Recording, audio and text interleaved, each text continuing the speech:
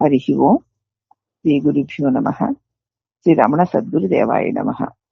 శ్రీ రమణ భాషణలో మార్చి 12, 1939. భాషణములు 645.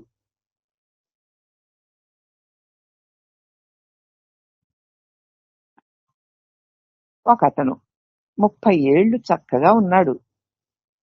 మిత్రులతో హాల్లోకి వచ్చాడు. ఉన్నట్టుండి ప్రారంభించాడు. 30 సంవత్సరాలు చక్కగా ఉన్నాడు. తన మిత్రులతో కలిసి హాల్లోకి వచ్చాడు. వచ్చి ఉన్నట్టుండి ప్రారంభించాడు.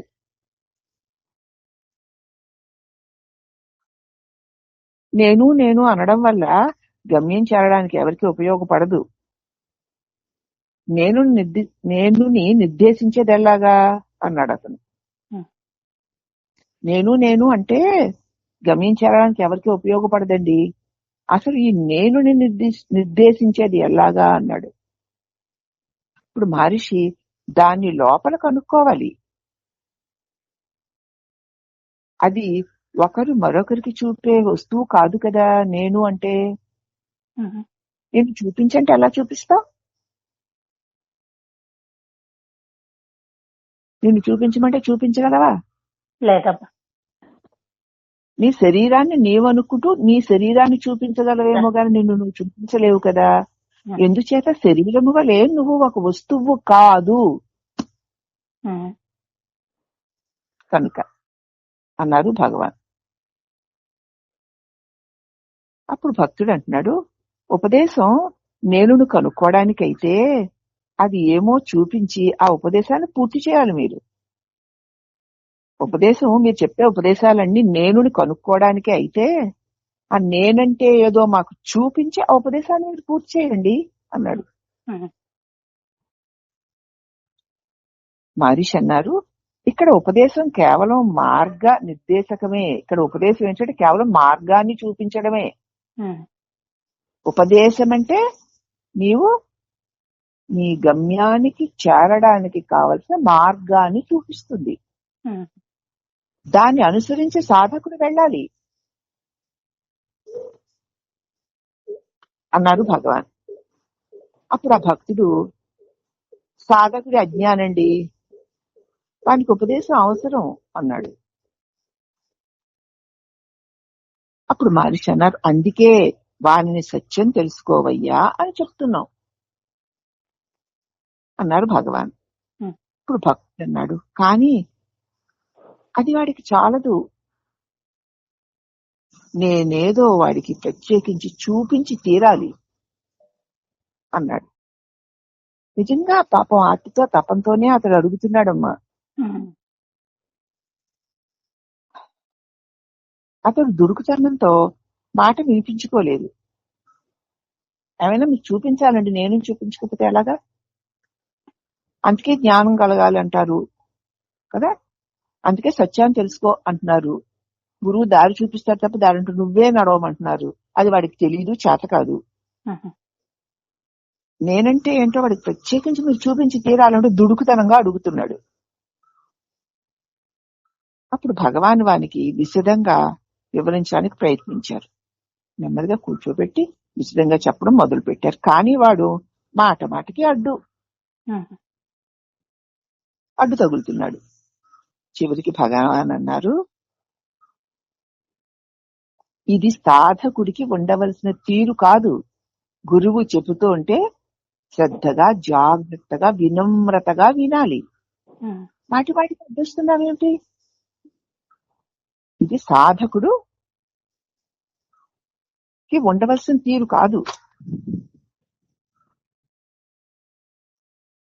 వాడికి ఎవరైనా వినయం నేర్పితే వాడు దారికి వస్తాడు, అంతదాకా వాడు రాడు అన్నారు భగవాన్. ఇలాంటి వాళ్ళకి వినయం ఎవరైనా నేర్పాలి. వినయం కలిగిన తరువాతనే తన ప్రశ్నకి సమాధానం ఆశిస్తున్నవాడు తాను గనక ఎవరి నుంచి తాను సమాధానం పొందాలనుకుంటున్నారో వారి పట్ల వినయ విధేయంతో, భక్తి శ్రద్ధలతో వారు చెప్పేదాన్ని అవగాహన చేసుకుంటూ వినాలి. అది సాధకుడి లక్షణం. అలాగా అలా ఎందుకు చెప్తున్నారండి, ఇలా ఎందుకు చెప్తున్నారండి, ఇది కదా మీరు ఇదే చెప్పాలి, మీరు నాకు చూపించాలి. అన్నట్లుగా మాట్లాడుతుంటే అది విధేయత లేని వ్యవహారం. అటువంటి వాడికి వినయ విధేయతలు ఎవరైనా ఎప్పటికైనా నేర్చుకుంటే వాడు దారికి వస్తాడు.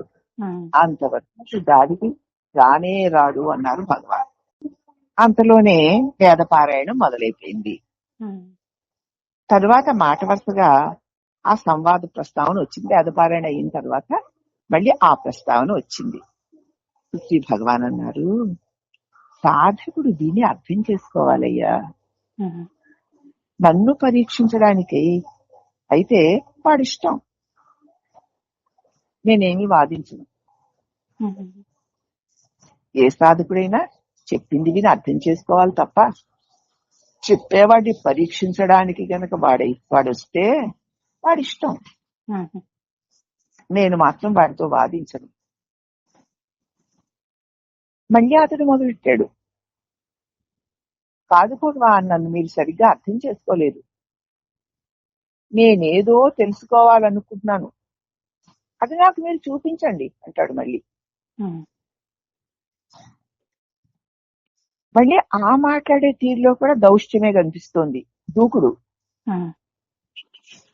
ఇతరులు వానిని దారికి తేవడానికి ప్రయత్నించారు. వాడు మరింత బిగిసిపోసాగాడు. మీరందరూ ఊరుకోండి, నేనేదో భగవాన్ అడుగుతుంటే అంటున్నాడు. అసలు భగవాన్ వాడితో అన్నారు, వచ్చిన దారినే వెళ్ళిపో. అది అంతరంగంగానో బహిరంగంగానో నువ్వు ఎలా చేయాలనుకుంటే అలా చేయి. వచ్చిన దారినే వెళ్ళిపో.